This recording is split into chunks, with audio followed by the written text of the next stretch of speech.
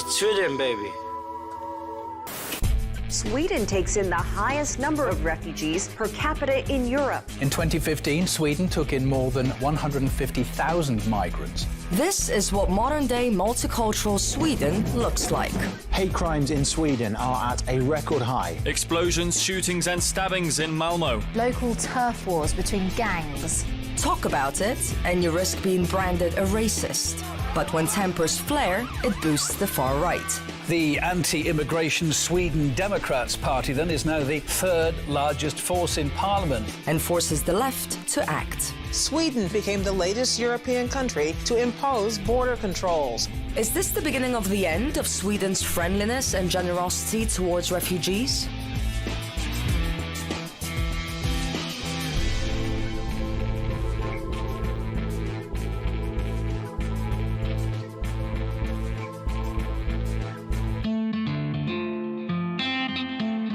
Sweden has been a humanitarian superpower for decades, welcoming thousands of refugees from the Balkans, Africa, and recently more from the Middle East.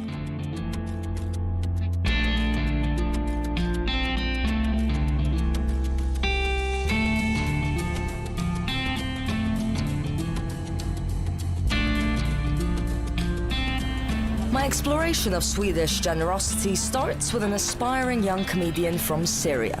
He's captured the hearts of thousands of refugees online by reflecting their struggle to reach Europe through his own experience.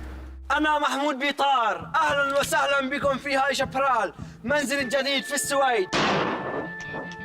أنا جيت من سوريا لتركيا لليونان للدنمارك للسويد، القطني إذا بتحسن. بعد يوم طويل وتعب كثير هيك بنجي بننشر الأغراض بهذا المكان. أنا ما عندي صديقة هون، وأنا كل يوم وحيد ودائما وحيد، بس عندي أحصنة هون بهاي شابرال. He's joking, of course, but he does live and work at a Wild West theme park turned refugee camp.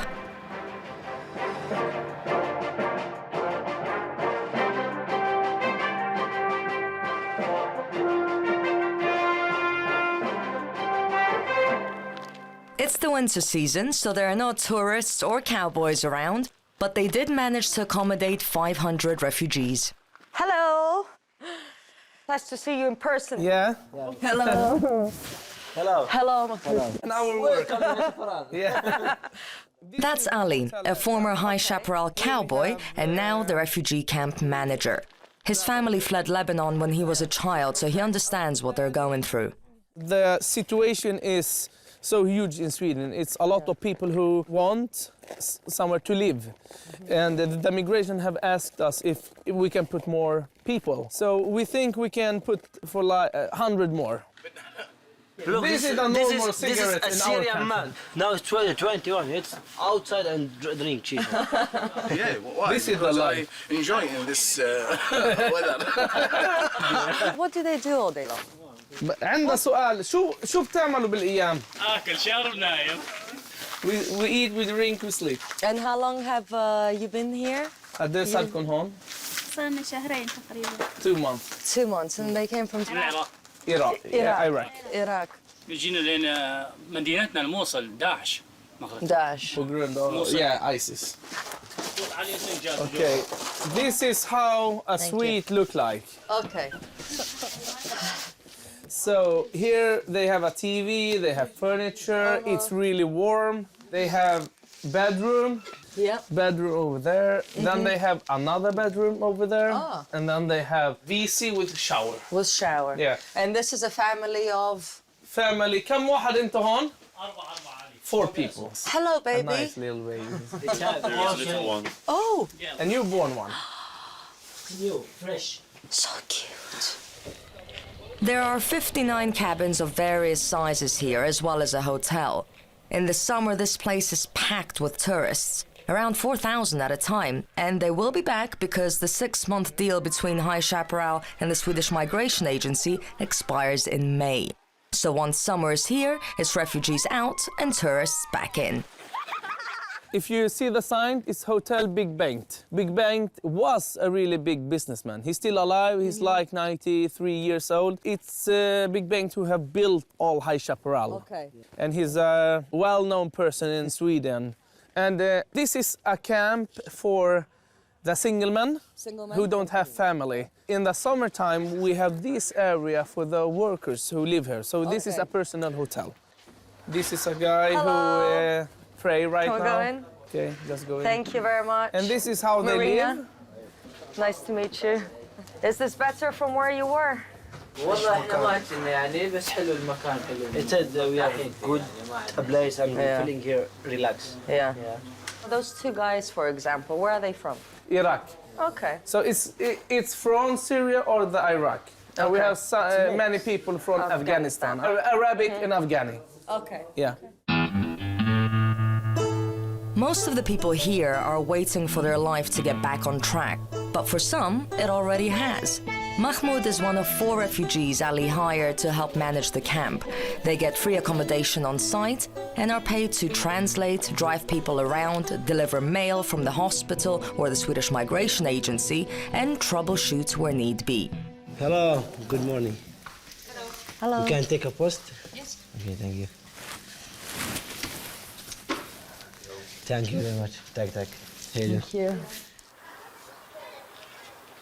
I'm from Syria, from Aleppo. I'm coming to Sweden before 8 months. From Syria to Turkey, and from Turkey to Greek, and from Greek to Denmark, and from Denmark to Sweden. Arin Rustum. Post. Bye-bye. I left Syria in 2012 because the war it started in Syria and I cannot study and I cannot work. And describe the day you left. It's a bad day. It's a very bad day. For in this day, I will left all my friends, all my family, my place, my city, everything. And my father say, go to out Syria and get a new life. For I cannot stay in this Syria. I don't like to kill anyone. Yeah, and I never like the war. Yeah.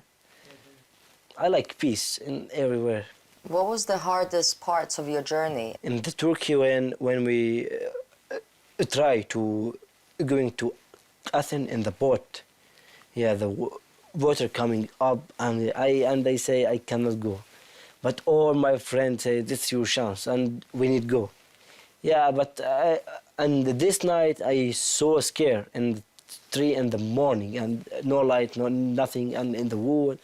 Someone he say I will never go, and I will stay, and everyone is feeling scared, and we say okay, maybe we will die, maybe we don't know anything about Athens or about when we will go.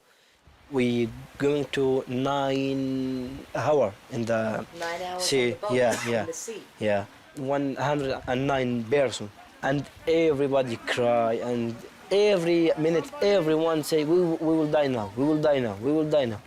I'm scared. I look to there, I look to there, just as the water, no land, no anything. What do you miss about Syria? Syria, you know, we in Syria, we don't left Syria for work or for job or for money or for food. We left Syria just for we have war. Before we have a money, we have a work, we have job, we have cars, we everything. It's a good life. We live, yeah. I must admit that I've spoken to some of the locals here and they don't want to be seen on camera. They don't want to be filmed because they feel uncomfortable with their views being seen by people in Sweden and even abroad. But they feel uncomfortable with newcomers, not because they're Muslim necessarily, but it's because they don't understand their language, they don't understand their culture. And they say that they're even afraid to walk out nights and they're afraid to be outnumbered. In Sweden, a woman working at a centre for young refugees has been stabbed to death. The two suspects involved in the attack at an IKEA store were Eritrean asylum seekers. A 15-year-old Lithuanian student has allegedly been stabbed by a Syrian migrant. According to figures obtained by Swedish media, the police have dealt with 5,000 incidents involving migrants in just 4 months, and that number has grown while we've been here. While few feel comfortable talking about immigration here, this Bosnian refugee who moved here when he was 5 has no problem addressing the issues he believes are destroying his adopted country. Hey, welcome to Sweden. This is the #1 rape capital of Europe. The Swedes are the most self-loathing people on the entire globe. I have never come across a country where nationalism is one of the biggest taboos, to the point where it's considered to be racism. We met the angry foreigner in the woods where he films some of his videos. He asked us not to disclose his town or real name for safety reasons.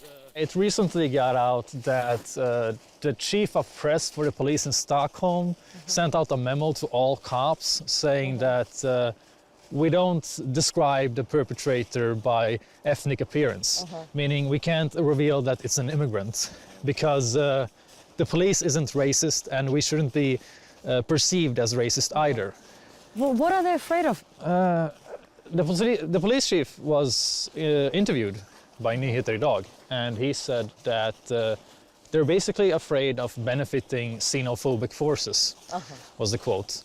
They're afraid that it's going to start hate mobs. The only party that is willing to acknowledge these problems used to be Nazis 20 years ago. That's your only alternative. The entire establishment is based around the notion that you shouldn't in any way legitimize the Sweden Democrats. People aren't stupid. They live in reality. They're going to see these problems in their everyday life sooner or later, and then they're going to realize that the only ones who are telling them the truth this entire time was the Nationalist Party, who are considered racist. This is Sweden. Everything is racist and nobody ever has to explain why, because the power lies within the accusation and not the facts. The one named Mohammed should get the job, because in Sweden it should be considered a plus to be non-Swedish. The angry foreigner also told me about cases where authorities encounter asylum seekers who've committed crimes but on human rights grounds can't be expelled because they've converted to Christianity. But they appear to have no problem deporting other migrants who've lived and worked in Sweden for years. Our housing crisis is so bad that Sweden basically needs to build a new Stockholm in order to have room for everyone. That's going to take years. If there were enough resources in Sweden, for example, enough houses, enough money, would you be opposed to so many asylum seekers coming in from the Middle East and Africa, or is it a problem with Muslims? Can you clarify that for me? I wouldn't be opposed, but we've had incidents where Muslims, who are fundamentalists obviously, come to a workplace and refuse to shake hands with their boss because she is a woman, or with other female co-workers, and I don't find that acceptable. In fact, that case, you mentioned that in one of your videos, the Swedish government had to pay money. He reported it to the discrimination board, and they gave him money as a reparation for it, because they considered her to be the wrong one here. She did it wrong, because she didn't follow the town's diversity plan. And that's crazy. And also, those type of Muslims don't represent Muslims in general. So what happens when they give those radicals respect like that is that it's bad for everyone. The Swedish people get a worse view of Muslims, and Muslims get represented poorly. It's almost like political correctness gone crazy. Yeah, political correctness leads to racism.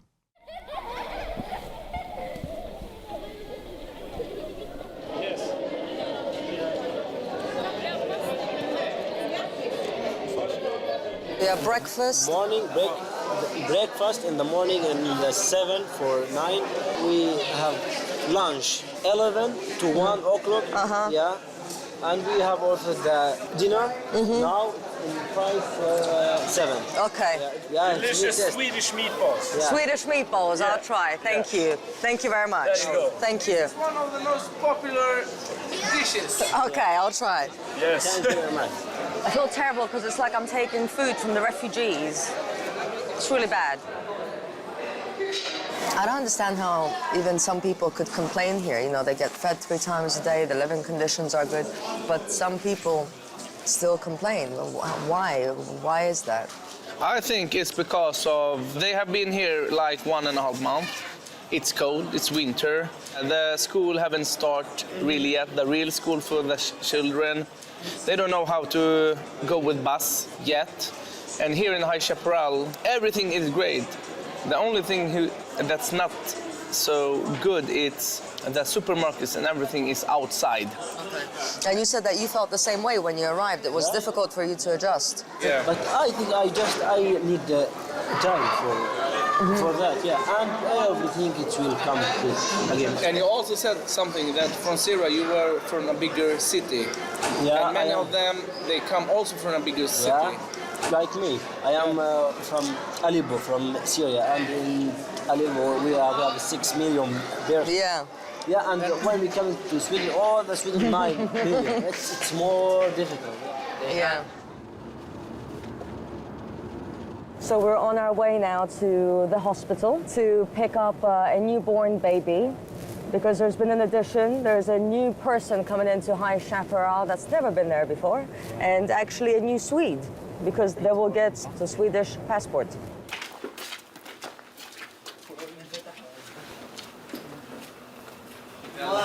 Hello.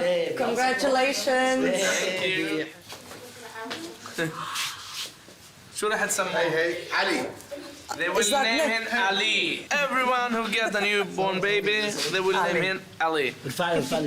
Even if it's a girl. Congratulations again. Congratulations.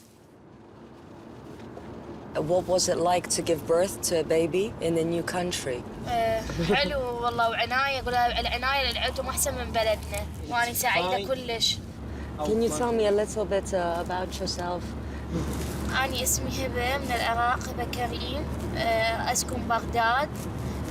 جينا على السويد لأن يعني مشاكل هناك ببغداد وحرب عندنا، يعني حرب بغداد أكو حرب طائفية. لأن إحنا حتى أنا ما قدرت أولد ابني هناك لأن أنا عندي إخوان 2 استشهدوا. داعش يعني قتلهم in the police يعني حرس الوطني. قطعنا كل هاي المسافة في سبيل نعيش بسلام وما عندنا يعني أذية على أحد أو فد شيء.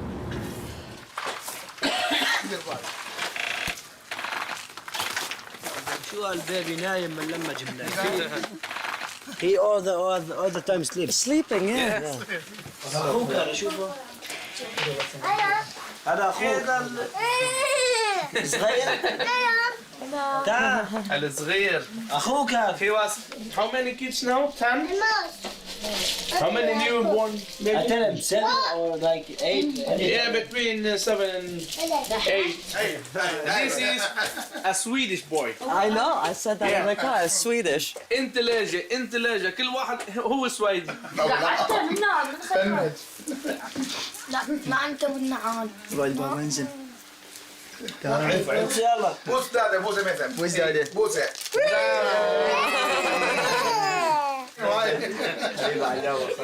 Thank you very much. Thank you. Thank you. Nice to meet you too. Nice to meet you. Thank you. Bye. It sounded as though the family had a horrific journey, and I wanted to know more about why they left and how they got here, so I'll be back to hear their story. You have it. So here,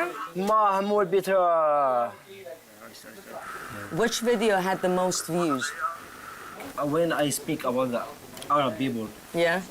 You know, the war, many people from Europe, they take refugees. Yes. But many of the Arabic countries, they didn't. don't. Like Saudi Arabia, Dubai, and yeah. في النهاية لا تستطيع أنك أنت تستقبل ناس آخرين من بيئة أخرى من مكان آخر في عندهم مشاكل نفسية أو عصبية. يعني بس بدي أفهم أنت بصفتك شو عم تحكي عن الشعب السوري هيك. أنت قلت إنه نحن ما خرج نختلط بهالمجتمعات.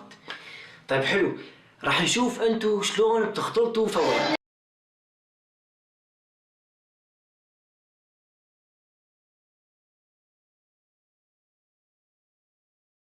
شو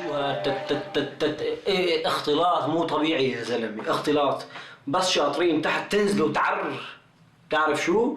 وعندكم فوق تصير لطيف الدنيا كيف ما هيك؟ قوية هي شوي بس معلش. They should help. They are like Muslim countries. Yeah. And neighbors. Yes. Yeah. So the people go all the way to Sweden to get help, but the neighbors don't help. Why? رح يجي يوم ويصير عندي ولد ورح يقول لي بابا ليش لما طلعتوا من سوريا ما لجأتوا لبلاد العرب؟ رح أقول له للأسف يا بابا ما استقبلونا، مع أنه كان اسم سوريا كان اسمها الجمهورية العربية السورية. ليش يا بابا؟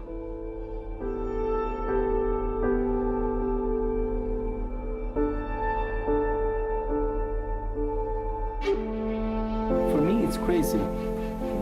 And yeah, there is some political issues, but it's people. بس أنا مشتهي إنه تنشال القاموس هذا كله، تصير اسمها الجمهورية السورية بس بدون عربية. Hate crimes in Sweden have seen a record rise, with cases jumping 14%. A group of men in Sweden have reportedly swept through the capital central train station, attacking migrants. Sweden's migration authorities have decided to hide the locations of buildings earmarked for housing refugees. Police attempts to hide the perpetrator's ethnic background backfired, resulting in more anger from the locals. That's mixed with reports of special treatment for some asylum seekers, and you have the perfect recipe for disaster. Ingrid is one of many who are fed up. This is too much. She refuses to stay silent despite losing lots of friends and making enemies along the way. This is the southern parts of Helsingborg, and there is a line, a very special street where is, you know, this is south and this is north, and the south has always been for working class people. It's not so fancy, not so posh to live here. Now I want to show you the Church of Sweden and the Jesus that is disappearing. And here you see Jesus.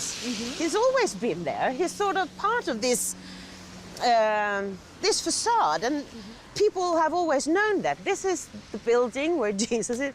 And now, because the students are taking over here, they have to put something to hide Jesus. So that they are welcome into all religions. Yeah, but that is so stupid. I mean, this is part of the building. What evil could Jesus on the wall do to you? Why do we say that, oh, Muslims get offended? Why can't we get offended? We never get offended. I mean, they push their rules onto us. They don't like Jesus, so then he cannot be on the house anymore. And this used to be a working class area. There was a big store there to buy food. Now it's, you see the Arabic signs, and there is the church. It's still there. Maybe one day it will be a mosque. We don't know. You see a lot of women with hijab. And that makes you feel uncomfortable. Of course, because, you know, that's part of a uniform. I mean, people say that, oh, it's just because they're religious, they want to show. When I see all these women with hijab, I see them looking at me sort of, oh, you are a whore. You're going there with your hair loose and we're better than you. And that's not a nice feeling in your own country. Yeah. I mean, here you have some more. There is another hijab. But you know how in other countries, say in Los Angeles, they have Chinatown, you find a lot of Chinese people living there. Would you have something against that, or is it particularly because of the Muslim, because they're so different, radically different? Yeah, it's because of that.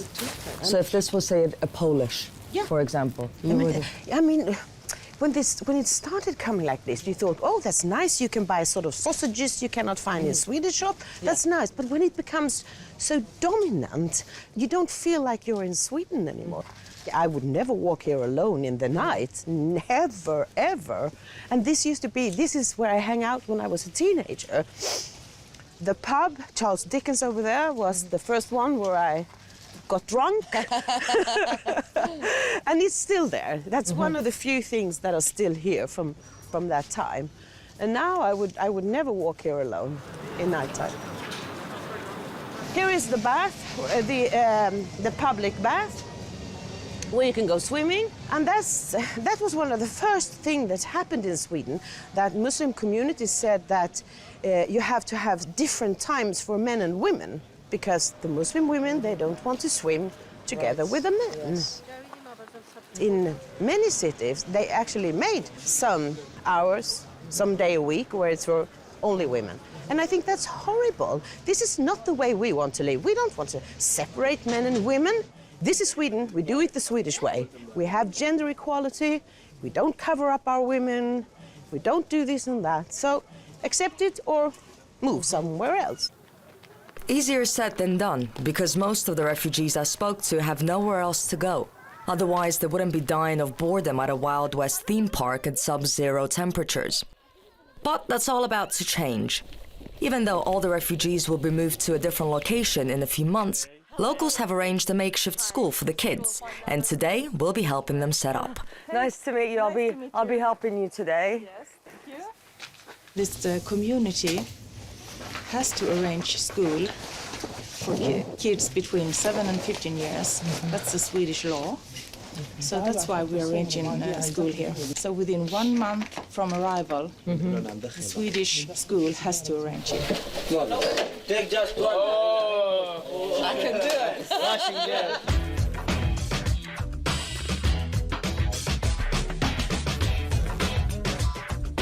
So we're taking some of these are the benches, I believe, taking them up along with the tables, and then from here we'll be setting them up so it looks like a classroom.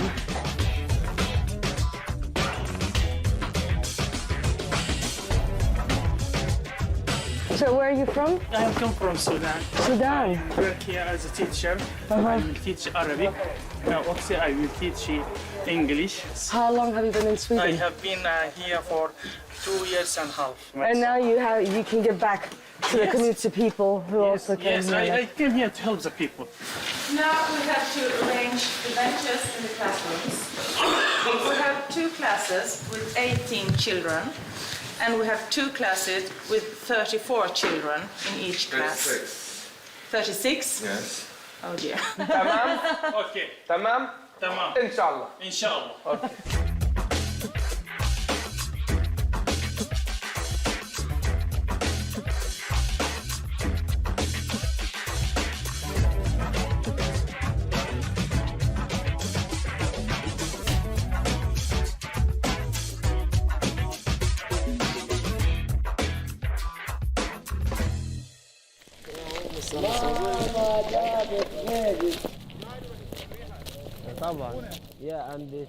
That's the Iraqi family we met last night. Hello. You look better today. I really wanted to learn more about them and their journey to Sweden, and unlike most of the refugees here, they actually agreed to share their story. طلعنا من بغداد لأن أخواني 2 استشهدوا بشهر الرابع مال جوف الصخر والفلوجة نظم الثرثار، وطلعنا على هذا الأساس لأن يعني إحنا قريبين، إحنا حي الخضراء قريبين على أبو غريب، فقالوا داعش يعني راح يجينا، وصل يعني قريب أبو غريب بعد يعني ما هذا، فخفنا وهاي وطلعت. حتى أنا يعني حامل أنا هناك، عبالي أكمل حملي هناك وهاي ما قدرت، يعني أنا حامل وتعبانة وهاي، وطلعنا يعني فكرنا إنه لازم نطلع وطلعنا. طلعنا بيوم 27/10/2015. Yesterday in the car, you mentioned something about your brothers. You had 2 brothers, police officers. What happened to them? واحد شرطي محلي يسموه شرطي مدني مع المنطقة، وواحد عندي حارس وطني دفاع وزارة الدفاع. واحد اللي هددوه وما بطل وانقتل، والثاني لزم داعش وذبحها لأن هاي من طاوقهم ما جرف الصخر. السبب انه كيف يعني ويا الحكومه العراقيه يدامون، فهم جايين يريدون يسقطون النظام، فهذول يعتبروهم من ضمن النظام، يقول لهم لا تدافعون عن النظام، احنا نريد نسقط الحكومه. فهذول ما تراجعوا، اخوانها ما تراجعوا، فظلوا يقاومون داعش، فداعش خلص هذول اعتادهم والامدادات مالتهم خلصت، فطبع عليهم، سيطر عليهم، لزمهم ذبحهم. Can you remember the day you found out about your brothers? إيه إحنا قاعدين وجانا تليفون وقالوا لنا يعني ماتوا وهاي. بعد أبويا راح استلمهم من المطار ويعني انتهى. Is that when you decided you need to maybe leave as well to protect your children? اي طبعا واكيد هذا الشيء، بس يعني هم هاي الميليشيات هم هددتنا وهاي، واعتياد يعني هم يعني شفناها من كتله وهاي، يعني داعش بعد صار قريب علينا ودائما داعش يهدد يقول. But was there one night that you couldn't take, maybe looking at your wife pregnant, you didn't know what to do and you said I don't know? اي والله ظليت ابكي هواي، لانه من عبرنا من تركيا فاليونان عبرناها كليتها حفاي بدون بس جوارب، كتلنا البرد وتمرضنا وبتنا بالشارع باليونان وتبهذلنا حيل تبهذلنا، فظليت ابكي عليهم. شو اسوي؟ لان دا اشوف اني مرتي بيج حاله، وقعت مرتين على رجلها كلها صارت دم تكردحت، وابني مريض، وابني اني عنده التهاب قصبات وفتحه بالقلب، فيعني شبه الغمى عليه، وجهه كليته صار اصفر، اكل ماكو، مبيت ماكو، فظلينا نايمين بالشارع. عنكم Hello. هلا حبيبي كيف مرحبا. مرحبا عربيك. Hello. مرحبا. كيفك عم؟ كيف صحتك؟ انت وين؟ قاعد وين؟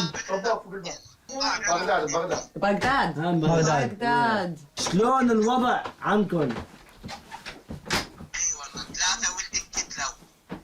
3 انقتلوا ومرتي صعدة وماتت، هم طشروا الباب وفاتوا. This country. This country is garbage. ايه ادري منو قتلوه مين؟ منو جاي يقتل؟ داعش غير. داعش. ايسيس. لا تبكي عم، لا تبكي. Yeah, so the Americans killed his wife and ISIS killed his children. Oh, I'm sorry.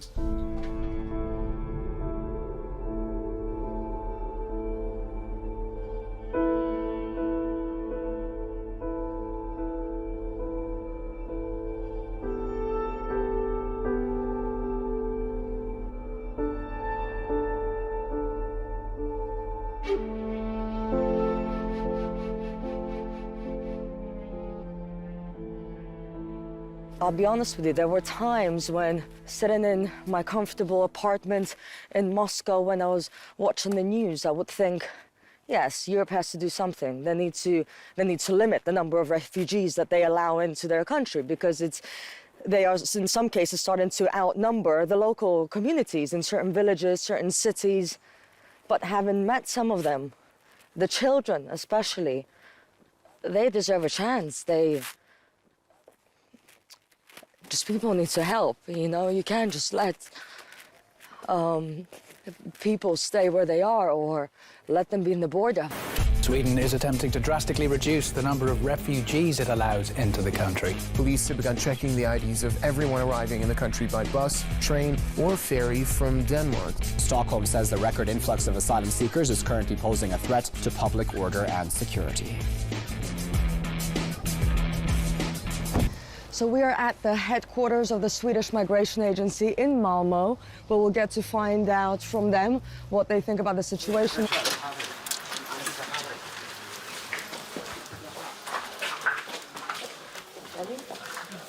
Welcome. Thank you very much. So how many people do you get coming into the headquarters here in Malmö on a daily basis, for example? Right now, it is everything between 20 to 70 people that are seeking for asylum here in Malmö. So we are accepting all of them here, and they come in here to register their application, and then they are transported to some kind of accommodation for waiting for their process, the asylum process. You will get the money on your card, so you can buy the things that you need here in Sweden, and then you will have the Swedish training. How challenging is the situation here in Sweden with refugees in particular right now? The waiting time might be longer. Now we see that waiting time will increase, so maybe we will have 2 years or longer. The living accommodations is it's hard to find proper living accommodations for everyone, and that is the biggest challenge right now. So right now you already have some refugees staying, for example, at Chaparral, which is a Wild West theme park, and you're looking at some boats, some cruise ships, even former prisons, I heard, perhaps. Yeah, we have had some ideas, like starting some kind of living accommodations for refugees on large boats and so on. Are they allowed to work while they wait? If they can show their identity certifications, documents showing who they are, then they will just show it to us, and we will tell them that they have the right to work here in Sweden. While border security and the migration agency seem to have things back in hand, the cops appear to be struggling to gain control in certain areas. The Swedish police have released a map of 55 areas which they admit to having surrendered total control of to predominantly Muslim criminal gangs. These no-go zones are primarily called exclusion areas, which coincide almost exactly with the 186 ghettos that have sprung up around Sweden in the past 2 decades. In Malmö, the very first place you find empty apartments is Rosengård. So you have to live here. I see. When you are new. So when I came in Malmö, I got apartment here in. So I saw many things. I saw people even fighting with police. They are bigger families, and when there's a problem, they all come together. These areas tend to have high levels of unemployed immigrants on benefits and a long history of immigrant-related crime. So we decided to check one of them out. So right now we're in the Rosengård district in Malmö, which is apparently Sweden's most notorious refugee ghetto. The local taxi driver that dropped us off said there's constant arson attacks, cars burning here on a regular basis. So let's see if it's as dangerous as they say.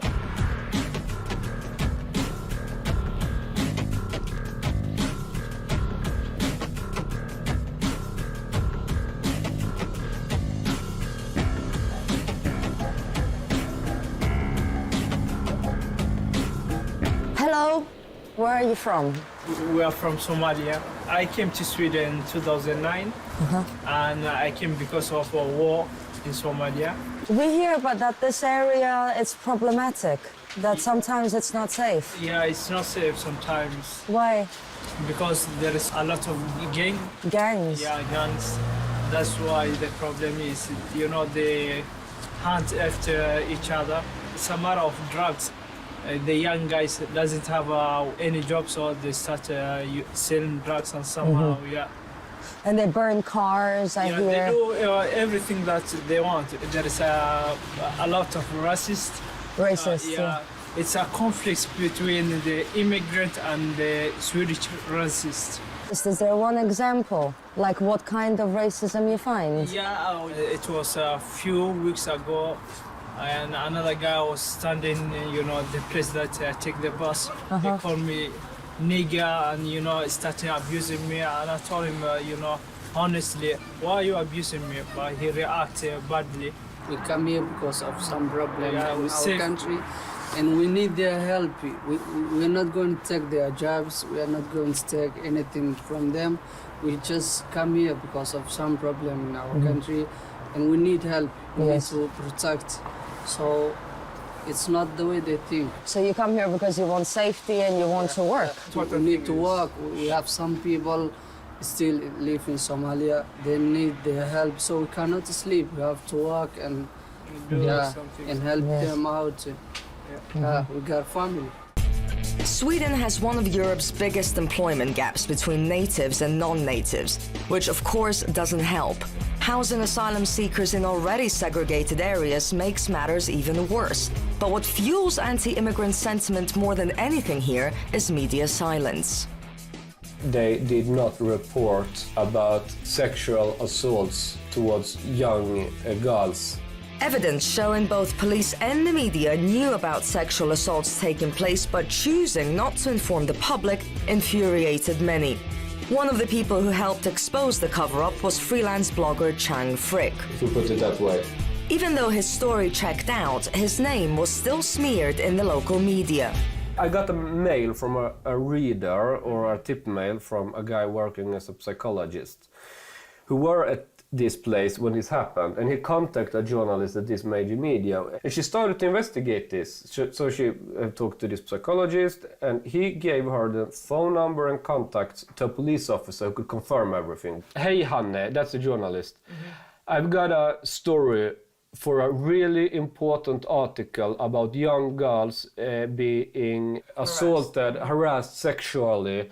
Her boss at the Dagens Nyheter, they were like, we don't report about this, because, you know, it was very sensitive. And here is a SMS. This is later on when she contacted him again after Cologne. And she says in the end, sorry, we didn't use this better. She's referring to August. So she had a bit of a conscience, because she know they should report about it, but they didn't. And they also write that the media covered this up. It's a betrayal against the victims. In the same paper who actually did that. Yeah. And I'm publishing the SMS, the text as well. Yeah. What is that about? Is that common? What is going on? It's usually common, because they're always trying to downplay the attacker, usually in Sweden, because, yeah, maybe they treated him in a bad way, maybe he was, you never know. But just the other day, there was a new opinion poll again showing that if it was election today, the Sweden Democrats would be as by far the biggest party. I think the tactics against Sweden Democrats haven't really worked, because there is internet.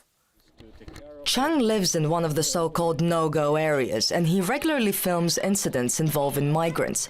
He showed us around some of the places that have been set on fire in recent months.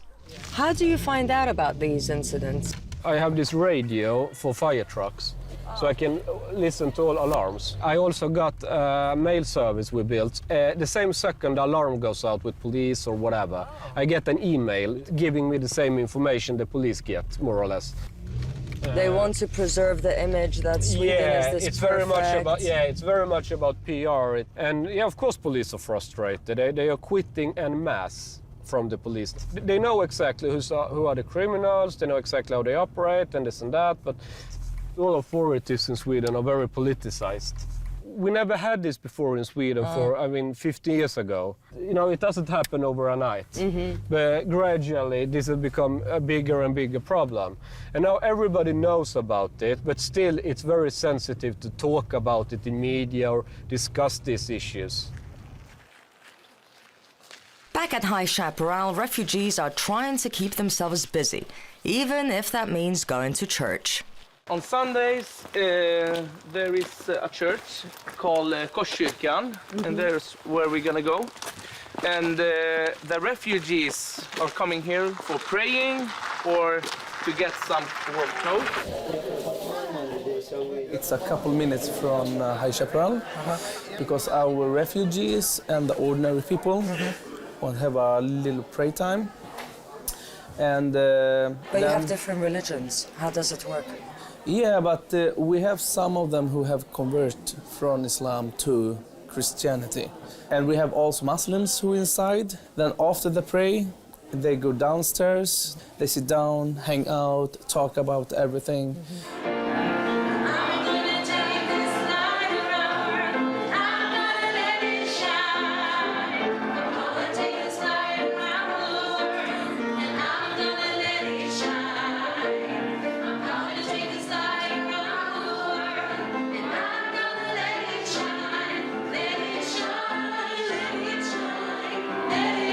Some of the refugees use this opportunity to escape and socialize with the locals. Others deliberately turn up in inadequate clothes, hoping to get more free stuff. How often do you do this? Actually, we invite them every Sunday. We have 2 churches in this town. This is one of them, and we have another one just further down. And it's important for people to feel that they have a place here if they want to. You can pray here to our God or to either God. You can meet in the prayer, and it's important, I think, to show love. Do you think it's important for refugees it makes them feel more welcome? Yes. Yes, I think so, and I think it's important for the language. It's an excellent time to just hear Swedish, try to pronounce Swedish, and English as well for us. Normally you have people from the community come in. What was their reaction? The Swedes maybe are a bit shy, and I think when you are shy but you are curious, maybe you don't ask, you do some looking, and then you smile, and then you walk away. So maybe some people have been just shy at first, but I think everyone feels okay with this. It's good for our community to meet other Christians or Muslims or whatever. So I think it's good for everybody, actually. Welcome, guys, in my little house. It's our last night here, so the guys invited us to unwind, showing us how they relax when they're off duty. How do you dance in Sweden when you go dancing?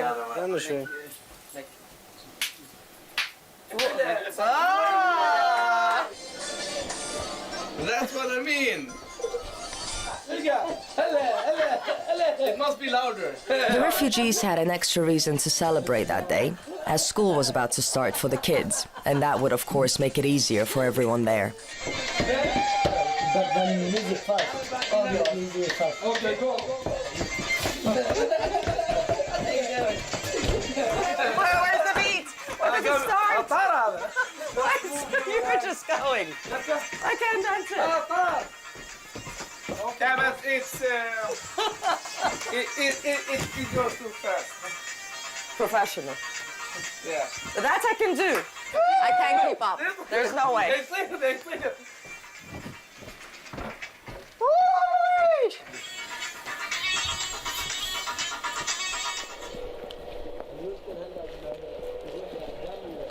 Yeah, so we're meeting everyone there, right? Yeah.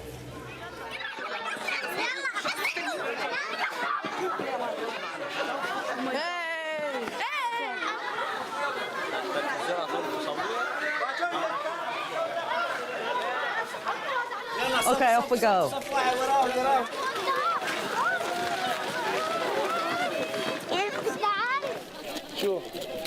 Children will have 4 hours a day in class, 4 days a week, while teenagers will get an additional hour to learn English.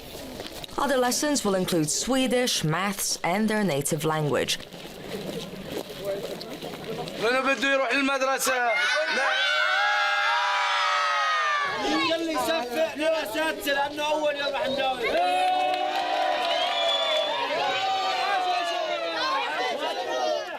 What's nice is that they've also planned other activities like drawing, singing, and sports.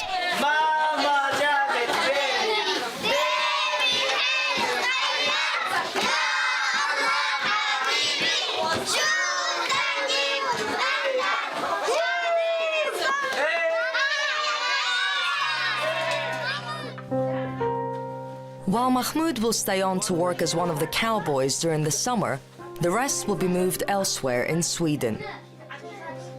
They will have to say goodbye to the people who have become new friends and start all over again.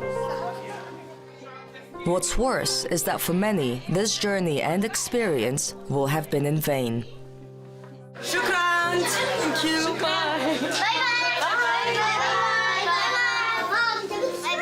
As we were leaving, Sweden announced it intends to expel nearly 80,000 refugees and migrants.